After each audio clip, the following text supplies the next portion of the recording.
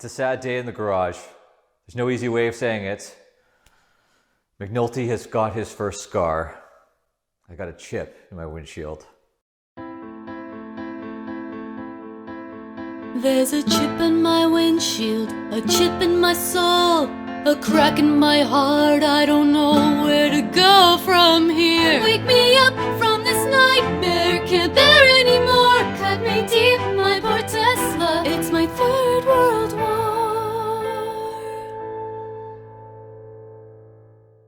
Now, as dramatic as that reenactment of my feelings towards this crack were, it's really, in the end, that I've had time to think about it, not that big of a deal, and it's really changed my perspective actually on protecting the car itself. Now, this happened on the way to work, huge rock, smash, boom. I had to take it over to Speedy Glass, the guy drilled it out. Okay, now as you can see, after the filling, it wasn't too bad at all. Still fairly noticeable, obviously on the inside as well, but overall, not the end of the world.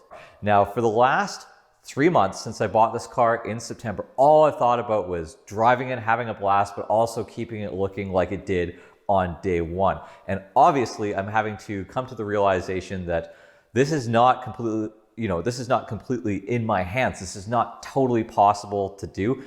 Things are gonna happen. There's things out of my control. I mean, I hit a raccoon the other week. It didn't cause any damage whatsoever, but these are things that are totally out of my control, and I'm just gonna have to accept, and we're gonna have to accept as owners, that even though we cherish these things, stuff's gonna happen, and that's gonna be it. So we can only really do our best by keeping it clean, waxing it, doing our best to not drive in crazy conditions. But besides that, life is gonna happen. And this is actually, to be honest, totally changed my perspective on getting paint protection film. I was thinking about spending almost $5 grand with taxes on getting paint protection film for this car, and now I'm really not going to do it, because I'm realizing that no matter what I do, no matter what I spend, it's impossible to keep it perfect. And if I want to get to that million-mile mark with this car, which I really do, there's just no way it's going to look showroom by the time that I get there. So yeah, that's about it. We can, you can do what you can do, but there's no way to prevent these things from happening.